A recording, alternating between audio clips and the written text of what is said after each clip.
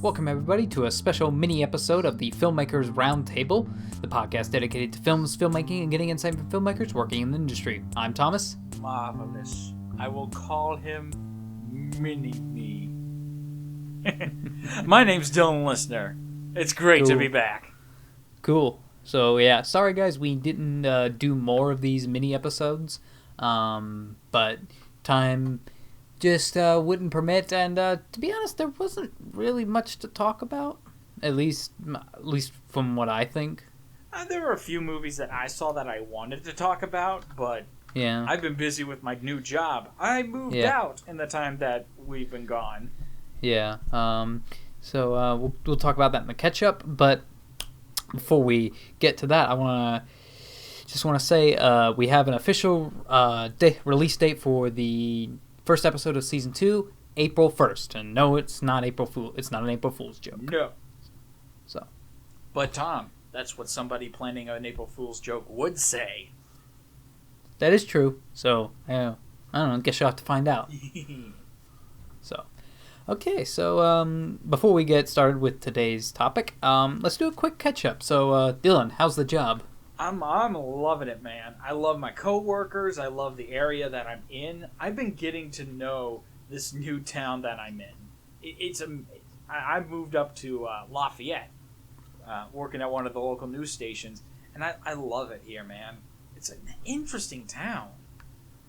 Nice. I've been meeting a lot of really cool people. If you ever get a job in the news industry, you're going to meet tons of people, go tons of places. Yeah. Both good and bad. Because I've met my fair share of really, really inspiring and nice people. And I've met a few questionable people. Yeah. If it were relevant to the discussion, I'd tell you about the time that I think we interviewed a conspiracy theorist. Really? Well, we can go into that on a full episode. Sure. So like interesting stories from our filmmaking times. So just long story short, this guy he was nuts. Yeah. Okay. But so what have I been up to? Yes. What have you been up to, my friend? I've been up to looking for work. Looking for freelance work. Trying to decide on a project. I know I've talked about Awaken a billion times on the show, but it doesn't look like it's going to happen for a while. So, because it's just where I'm at right now. I need to find work. I need to get myself out there, and I'm trying to decide on other projects. So, on what I want to do, because I have other ideas. And I gotta get some money saved up. Gotta get shit paid off. So, yeah, that's kind of where I'm at. So, adulting, in a sense. Yeah. It sucks, but it's part of life. So hey, it only sucks if you let it suck. Yeah, I would say it hasn't totally sucked. Like today was actually a pretty good day. Yeah. So I've started going to therapy, and today was actually a pretty good session. So really, yeah, good to hear that, man. Yeah. So and the best part is because I'm friends with the owner because it was the same people we did that documentary with. Oh, really? Anxiety, so I don't have to pay for it. So that's awesome, man. Yeah, which is good because that's like $150 an hour, so or per session. So yikes, that's wow. Yeah. Yeah, but they gotta make a living somehow. Yeah. So, yeah. Okay. So. Yeah, that's basically what I've been up to. So, I guess let's move on to the topic of today's mini episode. Probably our last mini episode. You never know. So, as for news of Ryan, he wanted to be here, but he's at his fiance's place, and it's their anniversary. So, aww, congratulations, you two, if you're listening. Yeah. We wanted to do this live, but we couldn't do it on the YouTube channel because you gotta wait 24 hours because we've never live streamed on the channel before. I know we've talked about streaming on Twitch, before, but which we want to do, but we gotta figure out because we're gonna be doing this we're talking through Skype, so We're in two different locations right now. Yep. So, yeah. Anywho, let's get on to today's subject. The Oscar winners. This is something we wanted to discuss. We're not going to go through every single category. Because we didn't see half of these movies that won. Yeah. Some of these movies I really wanted to see, but yeah. So we got to pull up in our document, and I've got the list of nominees and actors and winners. So, yep. Yeah. So let's just go down the list. Best Picture, Green Book. So I didn't see it. I didn't see it. I saw a few trailers for it. I couldn't understand what it was about from the trailer, and I found out from a guy that I know at work, one of my coworkers, who's also a big film nut, and actually an aspiring filmmaker as well. Yeah. He told me that it was about, if I'm remembering him correctly, and we can look this up later to correct myself, but it was about a driver who was associated with the mafia, who has to escort this gentleman to somewhere. He's escorting a pianist, a concert pianist. Okay. So yeah, I actually have the synopsis here. Dr. Don Shirley is a world-class African-American pianist who is about to embark on a concert tour in the Deep South 1962. In need of a driver and protection, Shirley recruits Tony Lip, a tough-talking bouncer from an Italian-American neighborhood in the Bronx. So, despite their differences, the two men soon develop an unexpected bond while confronting racism and danger in the area of segregation. So, interesting. So, I need to see that now. I want to go see that now. Yeah. Looks like it's still playing at the Regal Cinemas in Greenwood and the landmark Keystone Art Cinema, wherever that is. I'll have to check and see if it's playing at the local theater here. Yeah. Which, side note, the theater up here is awesome because they play a lot more movies. They have Flashback Wednesdays and Sundays, and they'll play a lot of foreign films, as well as musicals. Nice. Mm-hmm. Okay. You gotta come up here sometime.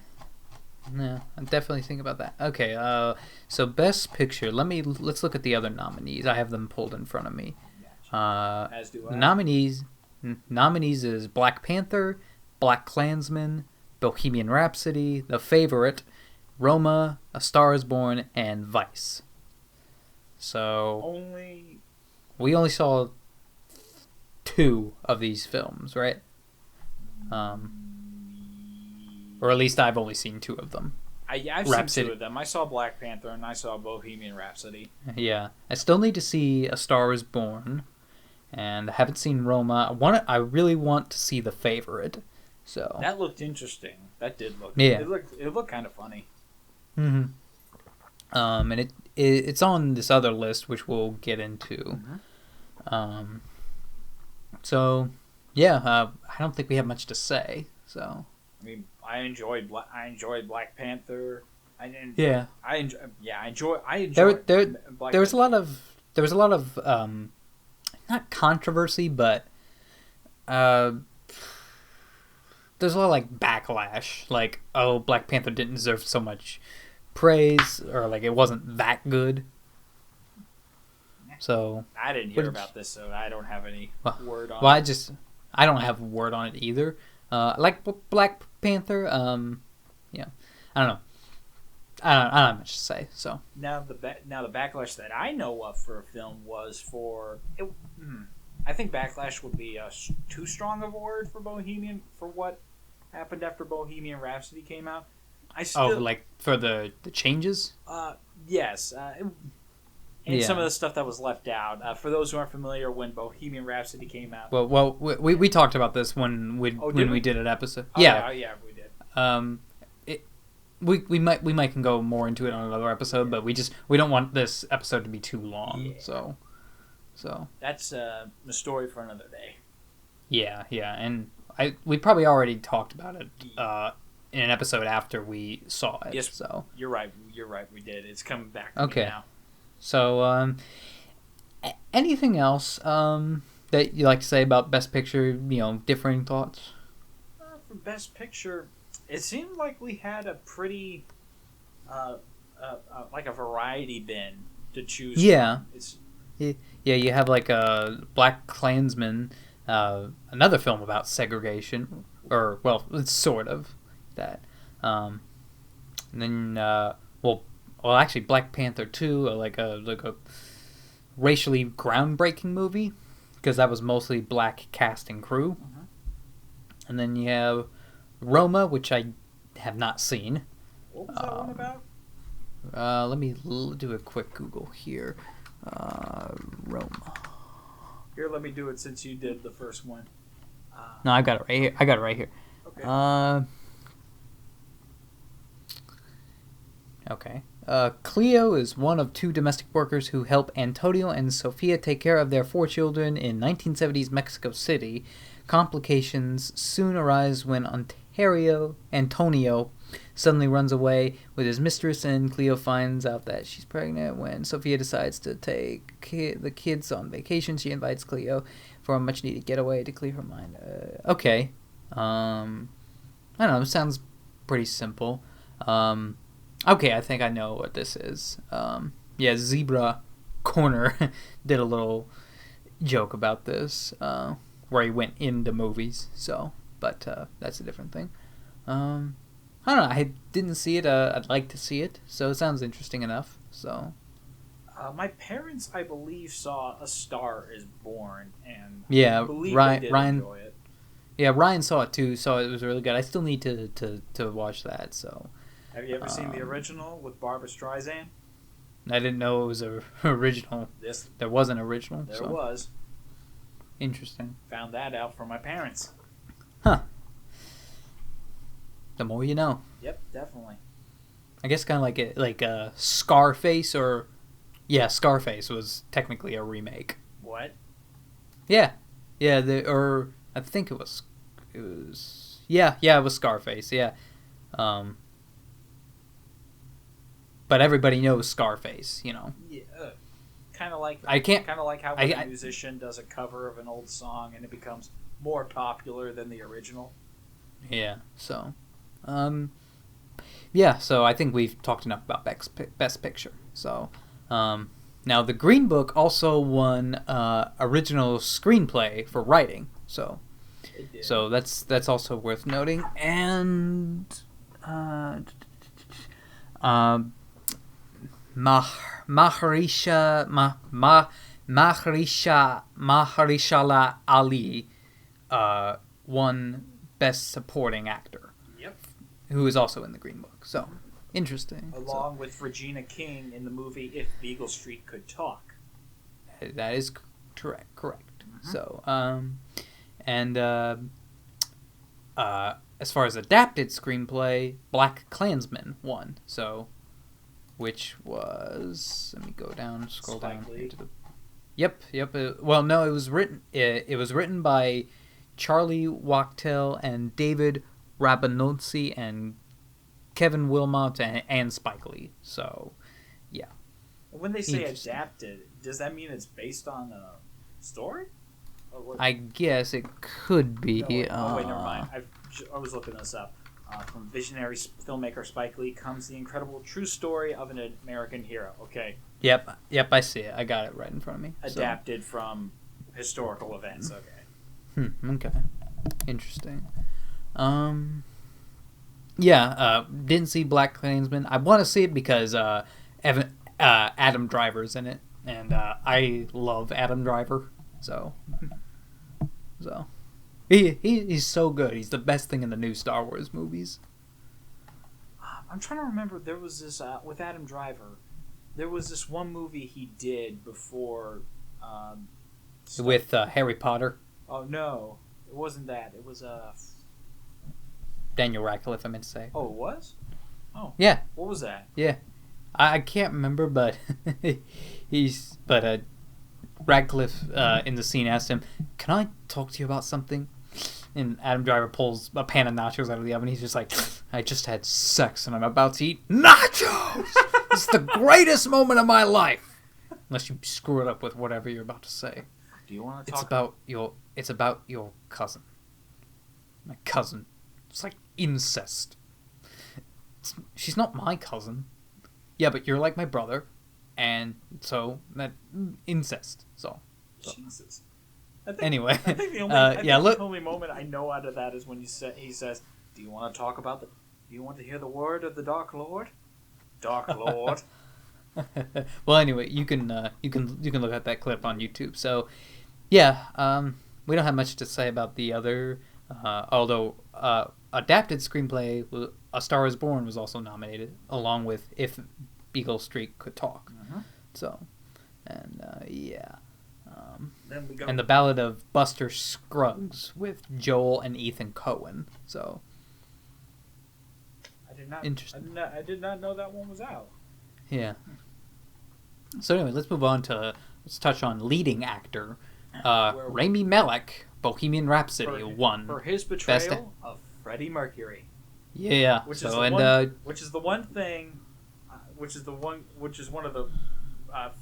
the good things about that movie. He looked the part, and yeah. I want to look into the behind the scenes about this movie and find out what percentage of that movie with the singing bits was the actual vocals from the Queen songs ripped out and played around with. Yeah, and Ryan told me that I finally got him to watch it, and I don't know if you noticed this when we saw it in the theater, but he could notice like it was lip sync. Did you notice that? I'd probably be able to notice it now that you brought it up, but I didn't notice it on the first time, which I wouldn't be surprised. Because I mean, can you really blame them? I mean, who would it be right to kind of kind of try and match, or even try and match the real Freddie Mercury? I think that would just be a test you fail right out of the gate. Yeah. So because who could compare to Freddie Mercury? Besides Freddie Mercury. Absolutely. So, that's one of those things. So, of course. But yeah, and you said like one of the few good things in that movie. What did you mean by that? Oh, I said, I did say a few. Oh, no, I did enjoy, okay. Let me recant that.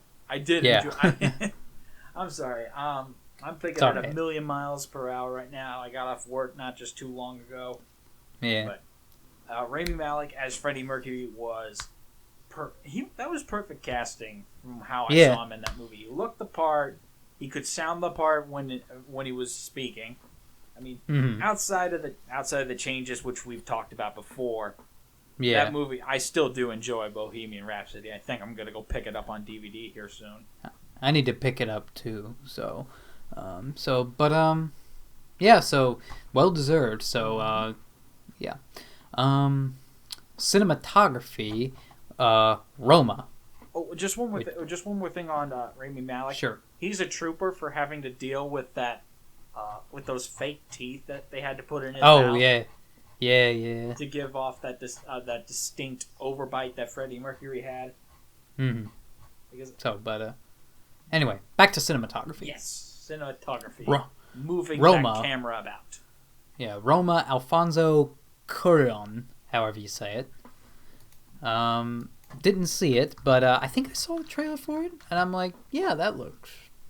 Oh wait, I'm sorry, I got it all mixed up. I completely forgot that we talked about this film before. So, I mean, it was that one. Yeah. Yes. Okay. We just read the synopsis earlier. Thinking a mile a minute. Yeah. So. But I looked at it and I was like, wow, yeah, that looks really good. So it's in black and white. So yeah, artsy. Yeah. It kind of gave me a little bit of a Schindler's List vibe. Really? Although I hope to God it is not that dark as Schindler's List, because good fuck. God damn. Because Schindler's List, great movie, but man, you feel like shit after you watch that. So side note, everyone was super down when making that movie. It got really depressing on set, where when they were just filming a lot of the more intense scenes, it got really depressing on set, to where Steven Spielberg got Robin Williams to come on the speakers and tell jokes. Oh, I didn't know that, but I knew Spielberg like broke down a couple times. Mm-hmm. But damn. And he said after that movie he wouldn't do another movie with the Nazis. Well, that's good. Has he done anything with Nazis? No. As far as I've looked at his current film, his current run of movies, he hasn't. I mean, the closest thing he's come to doing anything that's another war movie. He did. Was it War Horse? No. Maybe, but he also did Saving Private Ryan. Yes. And I'm pretty sure that came after Schindler's List. Was it? Hold on. Because I'm pretty sure Schindler's List came out in 93, and Private Ryan came out in like 97. So. Oh wait, that's the difference. Oh wait, never mind. He did direct that. Never mind. Yeah, 98 and Schindler's List 94. Okay. Oh, yeah. I need to look up that fact again so I can correct myself. Yeah. But I was about to say, because I remember how before I actually watched Saving Private Ryan, I always heard it as, oh, it's oh no, I'm remembering that episode of the Nostalgia Critic wrong. It was his Animaniac. It was one of his Animaniacs videos, and he mentioned how Spielberg was better at producing than directing at that time in his career, and then he shouted, "Saving Private Ryan is overrated." I was always under the impression that he was the producer on that movie and not the director, but I'm remembering that episode wrong, and I'm remembering that movie wrong. I don't know. I think that was still like the 80s and 90s. He was still on top as far as directing was concerned. But whatever. I mean, Saving Private Ryan, I still love to death. That movie is amazing. Yeah. Now, in addition to cinematography, Roma also won Best Directing. Yes. So, and also by Alfonso Cuarón. How I'm so sorry if I butchering his name. So. But so congratulations. We definitely got to check that out. Yeah, so we can have more to say about it. Yeah, we might do a discussion on it on the channel. Now the next 3 awards that we're going to talk about, I am not surprised that Bohemian Rhapsody got them. All 3: film editing, sound editing, and sound mixing. It's like Bohemian Rhapsody was going to sweep the sound category. It's like, come on, you got a movie about Queen where you're going to be working with a lot of their songs. A lot of you're going to be obviously working around with the acapellas and the vocal tracks for when you need to take down them. You're just going to play around with that stuff. It's amazing. Yeah. So, I mean, what more can you say? So, but exactly, Queen. So exactly, Queen. Okay, that's the word for it. Yep. Production design: Black Panther. Warranted? Yeah. I would say that. Yeah, I'd say so. It was up against The Favorite, reasonable, The First Man, which I did not see, Roma, and Mary Poppins Returns. I think production design, Black Panther definitely earned that because of all the work that tends to go into all those really cool settings that a lot of superhero movies like to showcase throughout their runtime. I think, Black Panther kind of has the advantage there. Yeah. Now, The Favorite, I haven't seen that, but since it's a period piece, it can also have an advantage in that same area because they have to go and get all the little details of the time period down. Yeah. Now, interestingly enough, our next thing, visual effects, First Man won over Avengers: Infinity War, Christopher Robin, Ready Player One, and Solo: A Star Wars Story. Thoughts? Well, unfortunately, I can't have that many thoughts because I never saw First Man. I think it was directed by the same guy who did La La Land. Still need to see that. And it also stars Ryan Gosling. Yes, it does. So, and it's about, Neil Armstrong landing on the moon. Of course. So I think it's the years lead 1961 to 69, like that whole Apollo mission. So interesting. Let me give a quick glance at a trailer. Okay. It looks beautiful. I think the issue we run into with these visual effects is that it's kind of comparable to the bit wars of the 90s with video games. We're always pushing the technology further and further. But then are we kind of getting to like an apex where we might not be able to tell? Could be. But which is technically the superior visual wise? Could be. But I'm looking at the trailer. I'm just like, yeah, okay. Like, because everything. At least I'm just looking at a trailer on like a half screen video because I've got the script and the browser on two separate windows. And I'm just like, yeah, okay. Because like it all looks like it's really there. Whereas Avengers, even though it looks good, you know it's CG. So yeah, it's more comic booky. Yeah. And I guess with Christopher Robin, I mean, we talked about it on the third episode we ever did. So, yeah, from what I'm scheming here too, yeah, it does look impressive. Yeah, and Ready Player One, no. I think Ready Player One can get away with the fact that it doesn't look like it's really there. But dude, it's a visual headache. Oh my god. And Solo, a Star Wars story. I mean, I didn't really think like it was the visual effects were good, but none of them really stood out. I mean, the Kessel Run was cool, but visually still, that was interesting. Yeah, but other than that, I don't know. So, but I think we've pretty much touched on that. So, anything else? Visual effects? I think that's. I do really want to look into that idea that we're heading to an apex of where that we won't be able to tell the difference, that the technology will reach a point where you got to get really down to the specific details that make that make visual effects superior or what have you. Right. So I guess if nothing else, our second to last thing we want to discuss, animated feature. Let me find the list here real fast. Yes. Wait, I've got it. I've got the. Oh. Yeah, I got it right here. Okay, and the other nominees? Yes. The nominees were... the animated feature that won, Spider-Man Into the Spider-Verse. So... yeah. Yeah. Like, so... And I think this is the category that had a lot of stiff competition. Oh, yeah. Because it was up against Incredibles 2 and what else? Isle of Dogs, Mirai, and Ralph Breaks the Internet.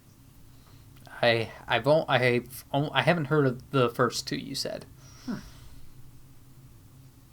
Oh, Isle of Dogs. That was what was the name of that director?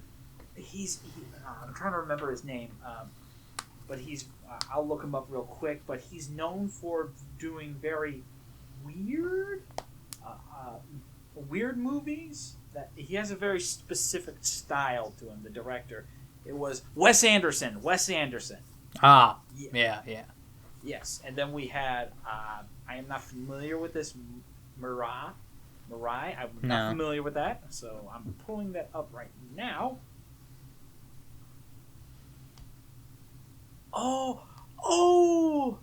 Wait, no, this is not a Hayao Miyazaki film. This is dang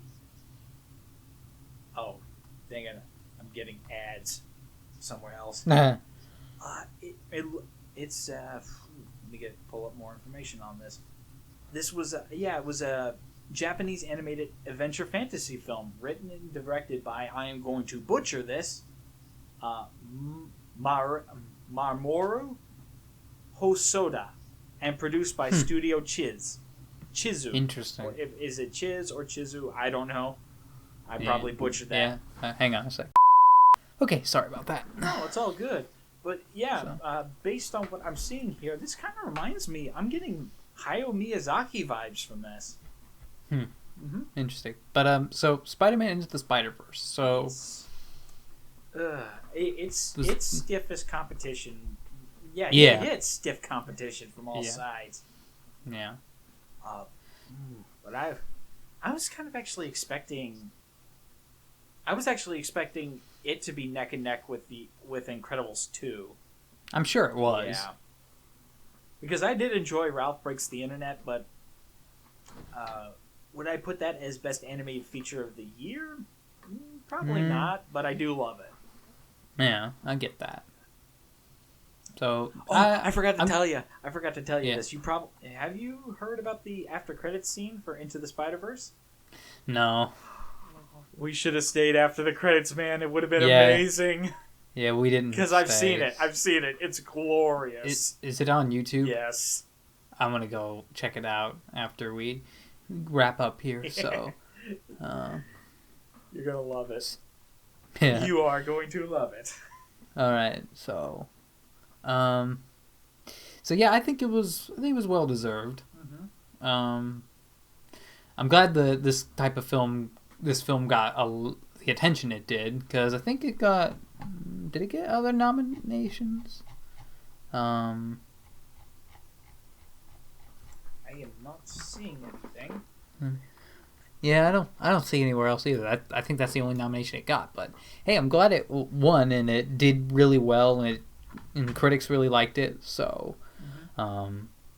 hopefully those guys, Phil Lord and Chris Miller, they really stuck it to Disney and just or Lucasfilm. They're just like, hey, you kick us off of Solo, we're gonna make a better movie. So it's like, what a turnaround for Sony animation pictures. Am I right? Yeah. You had the Emoji Movie, and now you got Spider-Man Into the Spider-Verse. Yeah, and everybody hated the Emoji. Well, okay, no. I forgot where I was going. Everybody, I think a lot of people thought that movie Spider-Man Into the Spider-Verse was gonna suck, me included. I was just like, not interested. I heard a lot of rumblings that people were saying, "Oh, will this be the movie to save Sony?" Well, I can't say it wasn't. Yep. So, but yeah. Anything else to add? You just gotta go up to her, put your hand on her shoulder, and go, "Hey." That's all I've got to say. Yeah. So yeah, I think I'm good. So so our last thing we want to talk about before we talk about the very last thing we want to talk about, animated short film Bio. Yes. The short film that played before Incredibles 2.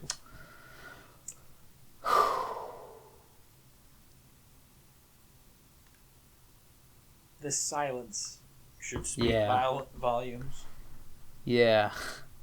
Oh man, Even if they didn't win Best Animated Feature, Pixar still has it. Yeah. They still got it. Oh my god. Like, when that was over, I'm just like, fuck Disney? How am I supposed to enjoy this movie now? And then you ended up enjoying it. Either way. There are words to describe it, but I think it's one of those things you just have to see. Yeah. Like, you can describe it, but I don't think words can do justice for it because it's an experience, makes you feel something. Like a lot of films do, but that's this short film's biggest strength. Yeah. What it makes you feel, how it taps into that human instinct, and how it characterizes it onto an inanimate object.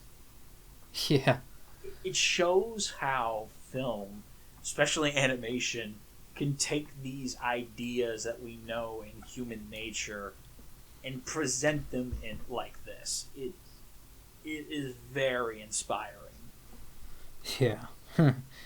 uh, what more can you say? It's Pixar. Yep. So, I got nothing else to add. So, I guess the last thing we want to touch on is where the heck's the stunt award? Yeah, where did that stunt award go to? Yeah, there's been some talk about like how best stunts should be nominated for an Oscar. Uh-huh. So, which the biggest example is, of course, Mission Impossible Fallout. Uh-huh. Yeah, I'm not crazy about those films. I think I've said, but damn, like, how is Tom Cruise alive? Well, obviously it's fucking Tom Cruise, but yeah. still. Like if there are more actors doing their own stunts like Tom Cruise, we ought to have something like that, you know? Yeah, absolutely. If they're Well, maybe not just doing their own stunts, but like just doing the most like outrageous stunts. and in order to qualify, you have to not have a hospital bill over this certain amount. Well, And you instantly win if you live and don't have a scratch on you. yeah, I'm just thinking back to First Blood, the first Rambo movie.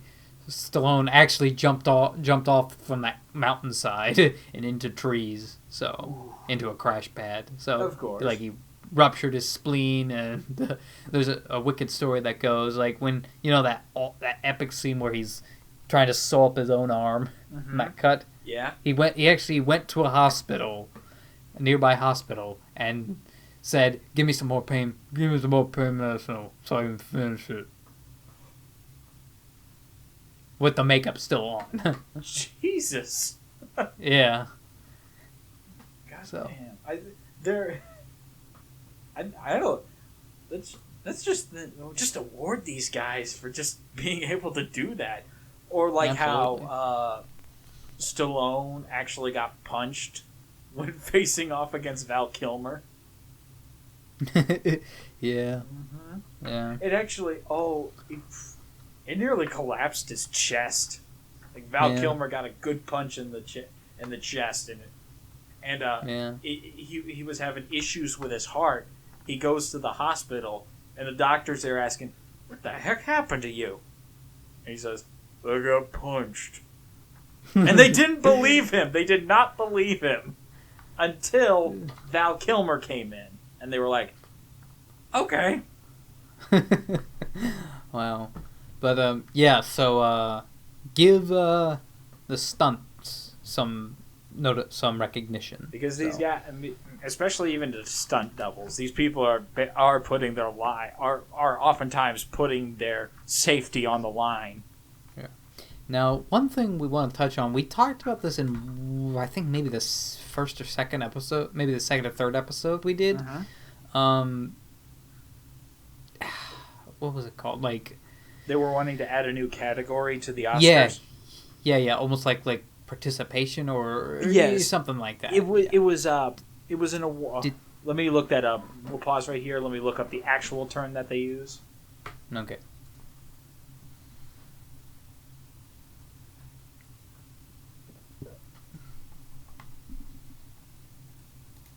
Outstanding popular film. Okay, so I don't think they did that, did they? No, the latest post of the latest news article regarding that. Excuse me a second. I just had a bunch of wings, so I'm a bit gassy right now. God, don't eat Buffalo Wild Wings before you're about to do a podcast. News. Okay, the latest article. Okay, hold on.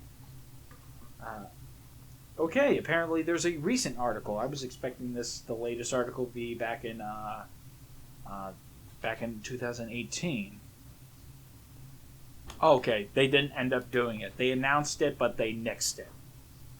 Oh, okay. Okay. It's good we cleared that up. So, yeah. Like you said, I think we said this in the episode. We'd have to wait and see how it would actually be used before we could make any sort of comment on it, Because there were a lot of people who were concerned that it would just be kind of a participation award. Yeah. Because a lot of summer movies could probably get away, or could probably be nominated for that category. I know a lot of the superhero movies could be nominated for that category, given the amount of popularity and revenue that they bring in, and just how they're the talk of the public conscious when they ever come out. Like when Avengers came out, that was the talk of the superhero community and the average moviegoer. Infinity War, the same situation. Yeah. Yeah. And again, that kind of gets into muddy territory because that's dealing with subjective opinion. Yeah. So, but it was probably for the best that they nixed it. So, but yeah, I think. I think we've. Probably would have liked it. I would have.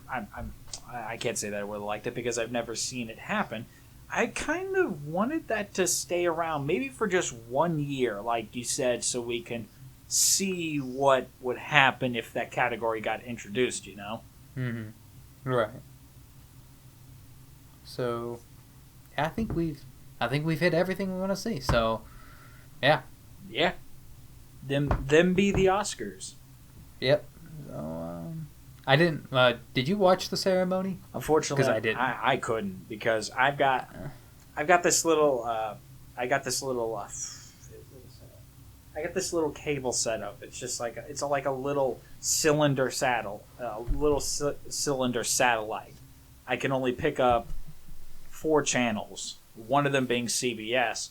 And when I turned it on to watch the ceremony last night, the signal wasn't coming through. It's one of those finicky thing. It's one of those finicky satellite or antenna. Well, no, it's more of an antenna where you have to move it about to get the best signal. Going backwards in time. Yeah, it's anyway. I've got Netflix and YouTube. Yeah.